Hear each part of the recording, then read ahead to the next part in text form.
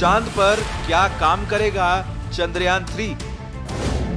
भारत के लिए चांद से क्या लेकर आएगा चंद्रयान? 14 जुलाई 2:35 पर भारत ने अपना चंद्रयान 3 मिशन लॉन्च कर दिया।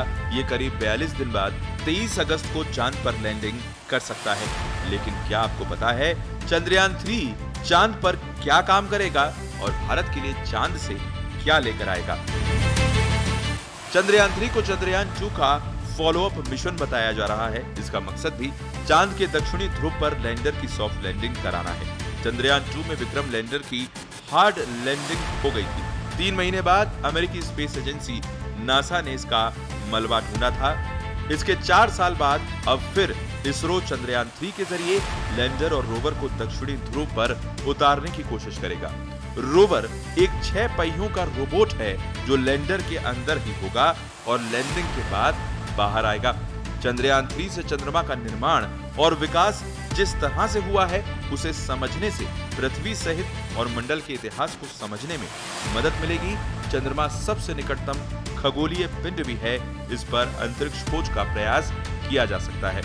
चंद्रमा पर कई मूल्यवान खनिजों की खोज हो सकती है या इस पर पहुंचकर इंसान एक स्रोत खोज सकता है।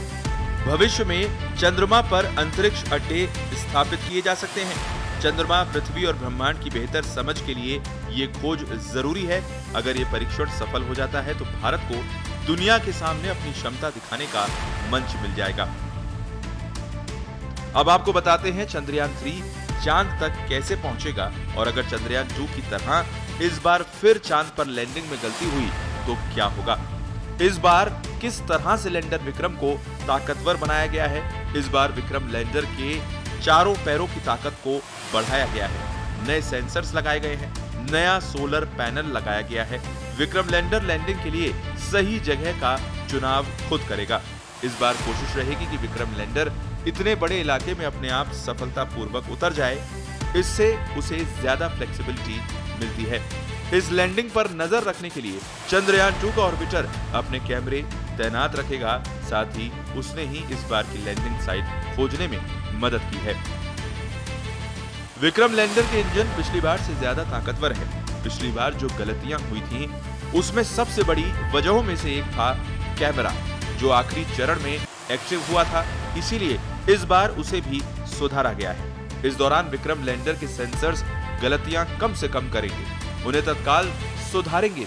इन गलतियों को सुधारने के लिए विक्रम के पास 96 मिलीसेकंड का समय होगा। इसीलिए इस बार विक्रम लैंडर में ज्यादा ट्रैकिंग, टेलीमेट्री और कमांड एंटीना लगाए गए हैं, यानी गलती की संभावना ना के बराबर है। अगर चंद्रयान 3 की चांद की सतह पर सेफ लैंडिंग हो जाती है तो भारत दुनिया के उन चुनिंदा देशों की फेहरिस्त में शामिल हो जाएगा जिन्होंने ये कारनामा करके दिखाया है। स्पेशल रिपोर्ट, पत्रिका टीवी।